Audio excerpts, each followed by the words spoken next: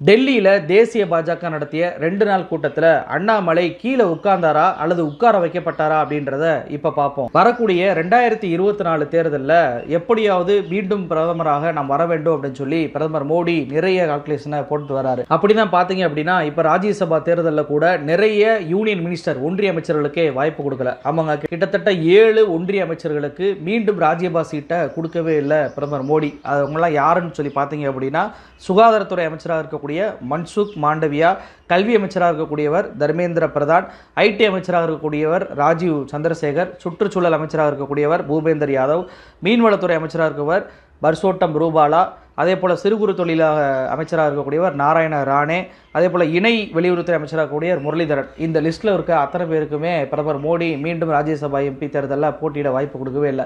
இவங்கெல்லாம் ஒன்றிய அமைச்சராக இருக்கக்கூடியவர்கள். இவர்களுக்கெல்லாம் ஏன் ராஜ்யசபா சீட் மீண்டும் கொடுக்கப்படலை அப்படின்னா இவர்களை எல்லாம் வரக்கூடிய லோக்சபா தேர்தலில் பிரதமர் மோடி வேட்பாளராக களமிருக்கிறார். ஏன்னா அவங்க அமைச்சராக இருக்கிறதுனால லோக்சபா தேர்தலில் நிற்பதால் இவர்கள் மூலமாக ஓட்டுகளை நம்ம வாங்க முடியும் அப்படின்னு சொல்லி பிரதமர் மோடி ஒரு கணக்கு போடுறாரு. இதில் மன்சுக் மாண்டவியா பார்த்தீங்கன்னா குஜராத்தை சேர்ந்தவர். இவர் குஜராத்தில் ஒரு தொகுதியில் நிற்க வைக்க போகிறாங்க. தர்மேந்திர பிரதான் ஒடிசாவை சேர்ந்தவர். ஒடிசாவில் பாஜக சார்பாக அவர் நிற்க போகிறார். ராஜீவ் சந்திரசேகர் கர்நாடகா, பூபேந்தர் யாதவ் ராஜஸ்தான், அதே போல் பர்சோட்டம் ரூபாலா அவரும் குஜராத், நாராயண ராணே மகாராஷ்டிரா, முரளிதரன் கேரளா.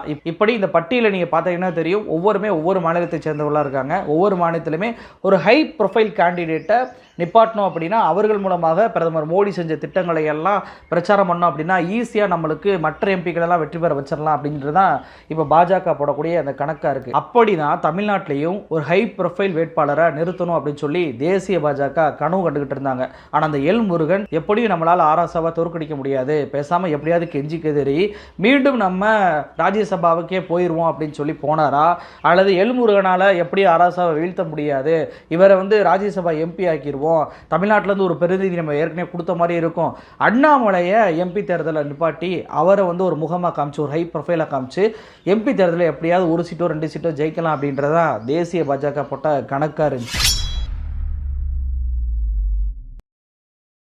அதன்படியே பார்த்தீங்க அப்படின்னா அண்ணாமலைக்கு கோவை அல்லது திருப்பூர் அல்லது பொள்ளாச்சி இந்த 3 தொகுதிகளில் ஏதாவது ஒரு தொகுதியை கொடுத்துடலாம் அப்படின்னு சொல்லி தான் தேசிய பாஜக கணக்கு போட்டாங்க. ஆனால் திடீர்னு அண்ணாமலை என்ன சொல்லிட்டார் அப்படின்னா எல் முருகனுக்கு வாழ்த்து சொல்கிறாரு.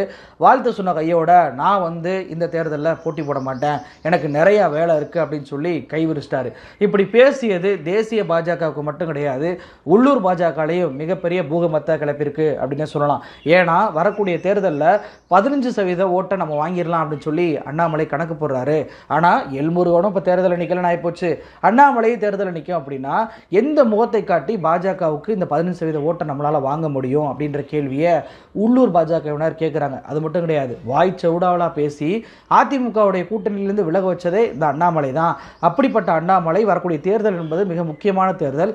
அந்த தேர்தலில் முன்னணியில் நின்று ஒரு லீடராக இவர் தான் நாங்கள் லீட் பண்ணியிருக்கணும். ஆனால் இவர் அப்படி செய்யாமல் பின்வாங்குவது எதற்காக அப்படின்னு சொல்லி இன்னொரு கேள்வியும் கேட்குறாங்க. அது மட்டும் கிடையாது, இன்னொரு லீடர் என்ன சொல்றாரு அப்படின்னா தேசிய பாஜக அண்ணாமலை நின்றே ஆக வேண்டும் அப்படின்னு சொல்லிட்டா அண்ணாமலையால் எப்படி மீற முடியும், அப்படி இருக்கும்போது எதற்கு தேவையில்லாமல் இப்பயே இவர் நான் போட்டி போடலை அப்படின்ற ஸ்டேட்மெண்ட்லாம் கொடுக்குறாரு அப்படின்ற கேள்வியும் கேட்டிருக்கிறாங்க. அப்போது அண்ணாமலையோட இந்த அறிவிப்பு என்பது தேசிய பாஜக மட்டுமல்லாது உள்ளூர் பாஜகவிலையுமே மிகப்பெரிய பிரச்சனைகளை கிளப்பியிருக்கு அப்படின்னே சொல்லலாம்.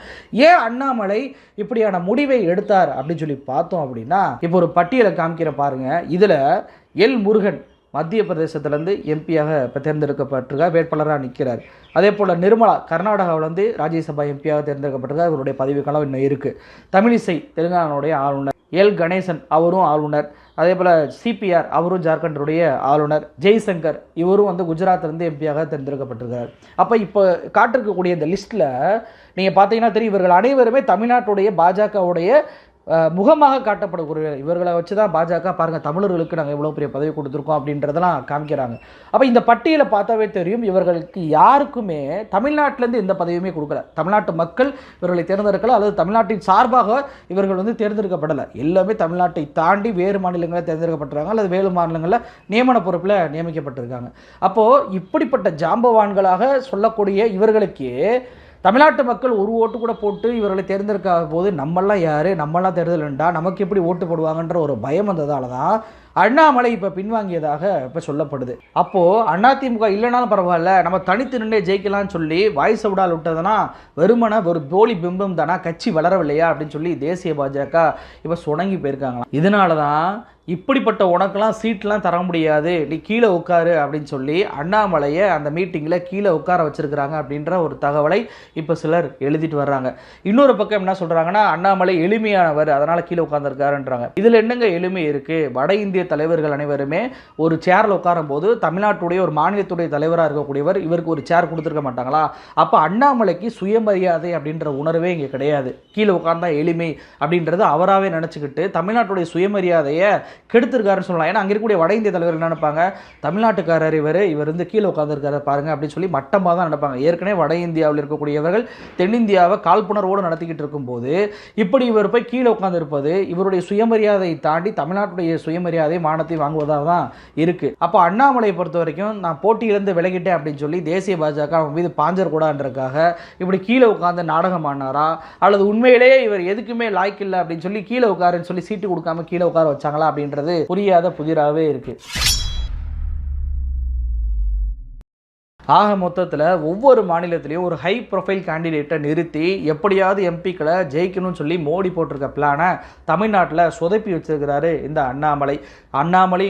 ஏற்கனவே எல்முருகன் ஜகா வாங்கி இப்போ அண்ணாமலையும் ஜகா வாங்கினதுனால குழம்பி போயிருக்கிறாங்க இந்த தேசிய பாஜக. யாரை வேட்பாளராக நிறுத்தலாம்? ஒருவேளை இப்போ அண்ணாமலை வந்து ரிட்டையர்டான அதிமுக எம்எல்ஏக்கள்லாம் கூட்டிகிட்டு வந்தார், அவர்களை பேசாமல் வேட்பாளர் ஆக்கிக்கலாமா, இல்லை 40ஐயுமே கூட்டணிக்கே கொடுத்துடலாமா அப்படின்ற குழப்பத்தில் தேசிய பாஜக இருக்காங்களாம். நன்றி.